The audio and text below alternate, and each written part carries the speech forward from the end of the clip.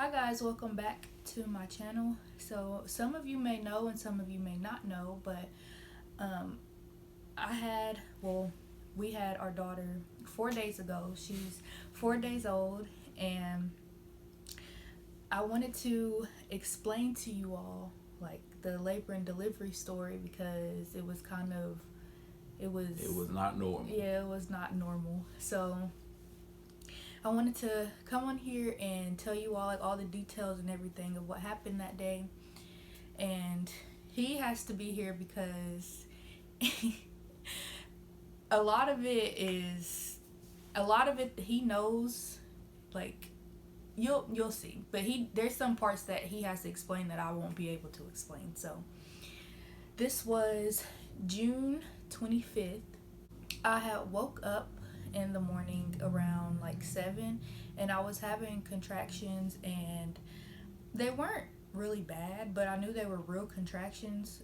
They weren't bothering me too bad, but like I had got up and I took a shower, I cooked breakfast, and I was kind of just like sitting around like, so I mean, if you've ever been pregnant and you've had contractions, you know, with like real, like when you start having contractions you usually can't do much. So I mean, as you could tell, if I was doing all that, the contractions weren't that bad, but they were real contractions. I started timing them, and they were kind of irregular. Some of them were 5 minutes, some of them were 10 minutes, some of them were 8 minutes. They kind of were just all over the place. But I went ahead and I packed our hospital bags and everything and put them in the car, and we headed over to the hospital that I was supposed to be delivering at. And so I got there, and they hooked me up to the little machine on my stomach to monitor like her heart rate and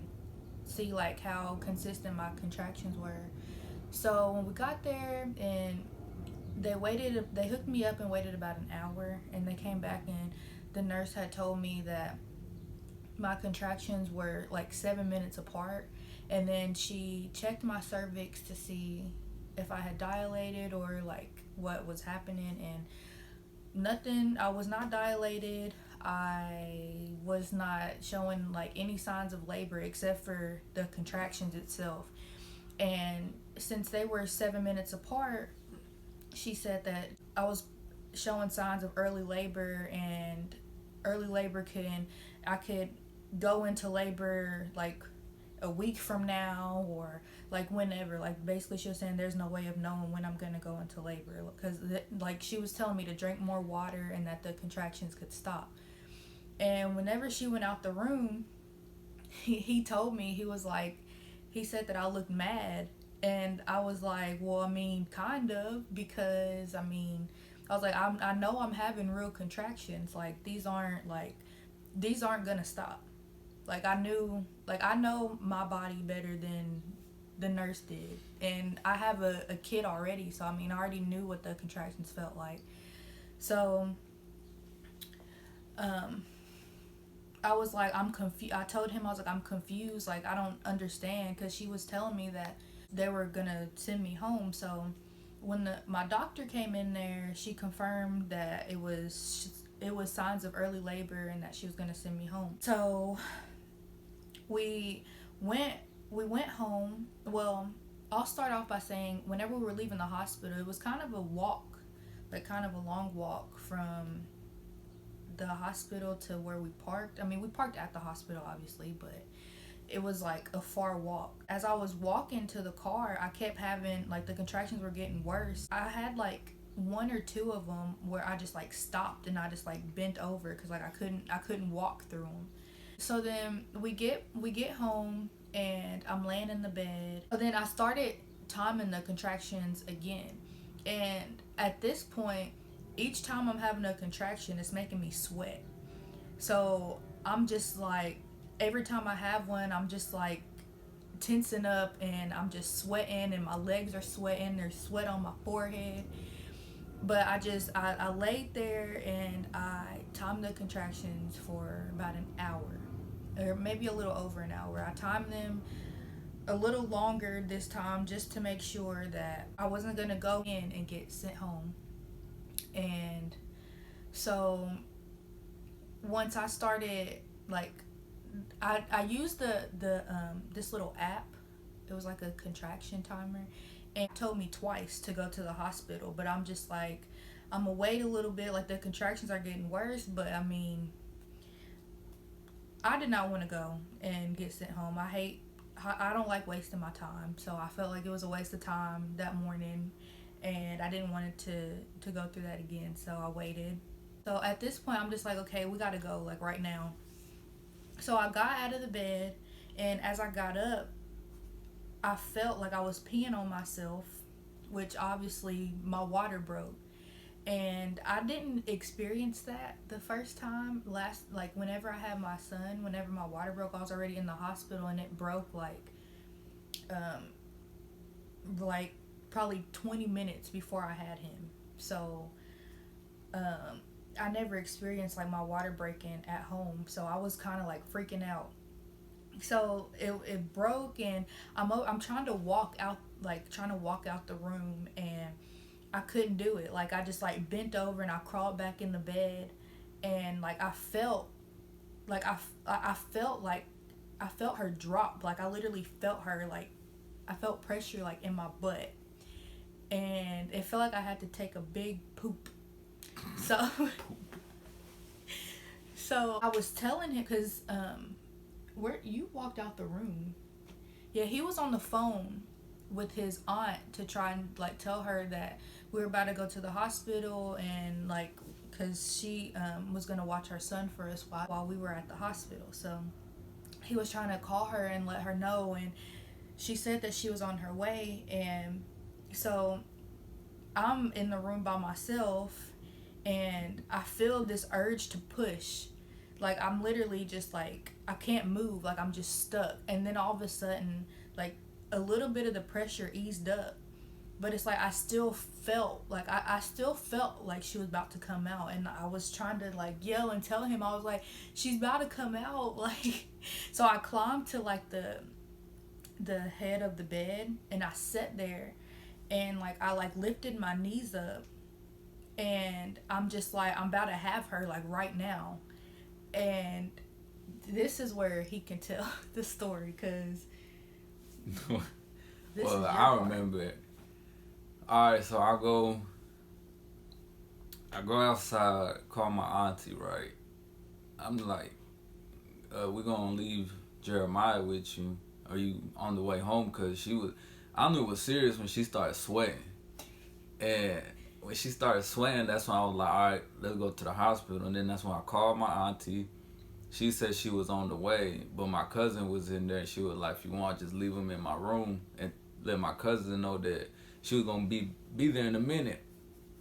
And so I was like, all right, cool. I hung up.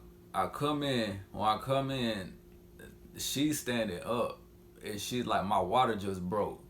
I said, what? And then that's when I grabbed Jeremiah. I grabbed him. He was asleep. I grabbed him, ran to the house, put him in the bed. And then when I came right back out, she was on the bed. And she was like, I ain't gonna be able to, I don't think I'm gonna be able to make it to the car. And then that's when I was like, are you sure you can't go? You want me to go ahead and call the ambulance? And then she was like, what'd you say? I was like, I don't know, I guess. So like, that's I when didn't know how either. I didn't know what she was feeling, but I was so. That's when I called the ambulance. Oh wait, whenever I said like I don't know, I guess it's because I was like, I felt this urge to push, but I felt like I could like stop it if that, like, I know that sounds dumb, but I was like, okay, if I just don't really focus on it and I just kind of just ignore it, maybe it'll go away and I can make it. But yeah, it didn't work that way. So I called a lady on the ambulance. I'm over here freaking out because I don't know what to do. So I'm on the phone with this lady. She's telling me, asking me like the address and all that, and I'm like, come on, we need the ambulance. She was in a bed, sweating. Oh, and I knew it was serious too when that's when I just got like my heart sank was when you said you was bleeding. Remember? Then I was like, oh shit. Then I went, grabbed the phone, called the ambulance. I was on the phone with them, and then I remember the lady asking me, "Do you see a head?" And I go check, and there was nothing. Yeah, the reason he didn't see ahead is because, like I told you, I felt like I could stop the urge to push, so I didn't. I didn't push. I didn't like. I was kind of just trying to hold her in, if that made sense. At this time, I'm over here freaking out because the ambulance that still ain't here, and she's over here talking about she's gonna come out. She's about to come out. I'm over here. I'm so nervous. I'm over here shaking. And then I step outside right after she told me to check if the head was coming out, and I was like, "Nah, step outside." And then right when I come back, I look right at her, and then when I looked at her, she opened up her legs a little bit more, and I see the head. I remember telling the lady on the phone, "I see the head," and she said, "All right, calm down. Like, you gonna need." I completely like I don't even remember what she told me on the phone for real. Like I blacked out when she was telling me. I was literally seeing a head coming out, and then I'm not lying, man. Like literally, like I guess she pushed just one time, man. Boom, she came out. So she was just laying on the bed. Like, yeah. And I was looking at him like, yeah. I don't know what I'm supposed to do. Like, she was just laying there, and I was like, what do I do? And the lady was like, all right, you're going to need to get some towels, and you're going to need a wiper. Get 2 towels and one to wipe her off, one and then one like warm her up and stuff. Man, all I remember is taking off this room, looking everywhere in the house for a towel. And it always seems like whenever you want something, you can't ever find it. I feel like it took me 30 minutes to find a dang towel, but obviously it was quicker than that. But started running back and gave her that, and then that's when I'm already freaking out though, cause I'm like, is she okay? Cause she didn't cry like when she first came out. Like she cried. It took like a few seconds, so it's like it kind of scared me because I'm just like I don't know like if she's okay. Like she's not crying, but then she started crying after a few seconds, and I'm just like we had like you know how in the hospital whenever the baby's born they use the little syringe thing and they suck the like the fluids out of the nose and the mouth. So I had one for her that hasn't been used, but it was in the car. But I also had one for my son, and that one was like next to us. And I didn't use that one because that one, I mean, it's been used. I didn't want to put that in her mouth or in her nose. But so I was gonna like suction out the fluids that was like in her mouth or whatever. I don't really know, but I didn't do it because Is that a firework? I didn't do it because the syringe was not clean. Her clean one was not in here with us. So, she eventually started crying though on her own after I would say like 5 seconds. But it's the fact that she didn't cry right away that kind of like worried me. But yeah. So when I went to go in there to get them towels, my cousin was in there, and that's when I told him, I was like, yo, she just had the baby in the bed. He was like, what? And then that's when I grabbed the towels, came. I guess he seen me shook up. He gonna come out like, I'm gonna say like, no, because after that, when when I brought her the towel, I was panicking because I was like, yo, like, what do I do? Like, is she okay? Is Tamaya okay? That's why I was so shook up for, cause I didn't know like how they was feeling and stuff. That's why I wanted the ambulance to hurry up. And then that's when I step outside and I hear the sirens from afar. So I was like, I was like, I gotta go open the gate for him, cause we live in like it's like a gate thingy. So I went over there, opened it, told them she back there, and we took off, and that's when they came, did they thing. I'm glad they was able to cut the umbilical cord. 'Cause I had no clue what I would have been But doing. they cut it so long, like her cord is like left on her like this long. But after they got here, they were like asking me like if I was okay, and I'm just like, yeah, like I'm fine. I'm just confused, like, cause we had just left the hospital, so like she was literally born like 2 hours after we left the hospital. Yeah. So I'm just like, I don't understand how this happened.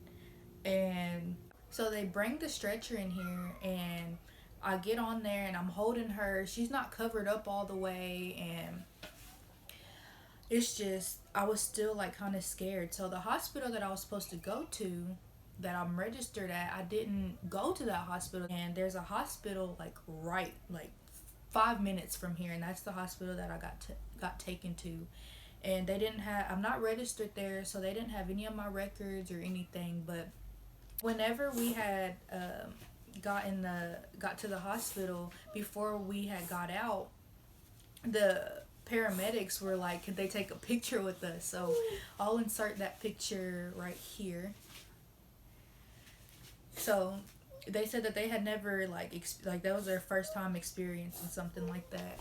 And it's weird because they actually left this in the room, like in our room. So I just thought that was kind of funny. But they were like freaking out too, because they didn't really know what to do.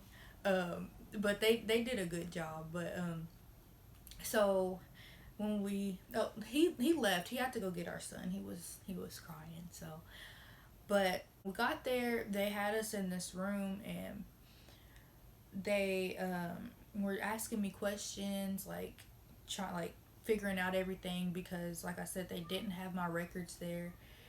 And the hospital that we went to was actually the hospital that Luis was born at. So I think that was kind of cool that Jeremiah was born at the same hospital I was. She's right behind me. I don't know if you knew that, but technically she was born at home.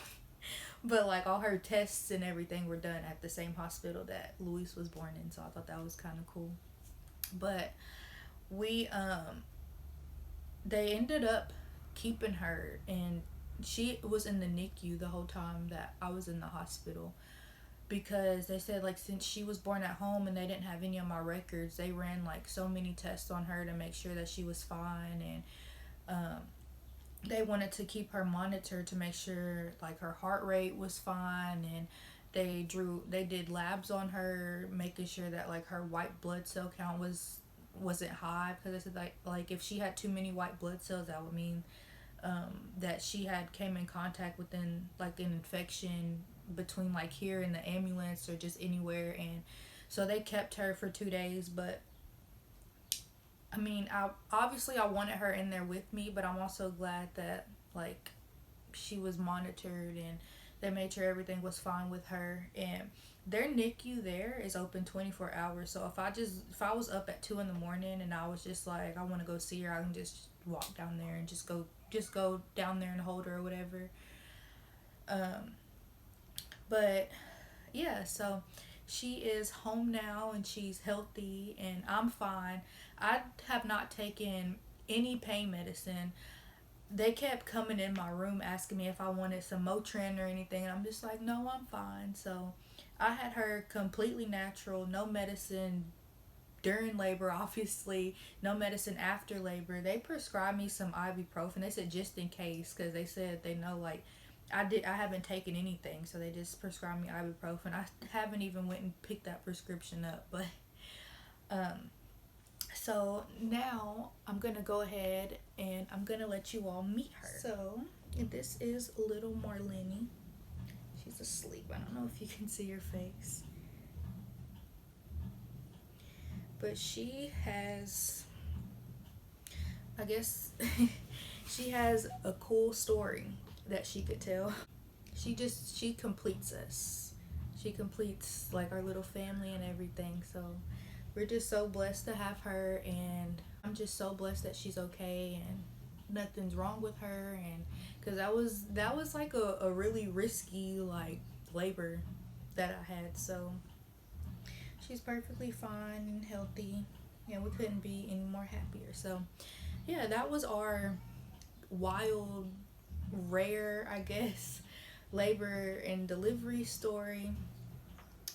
Our family and everything is still shocked about it.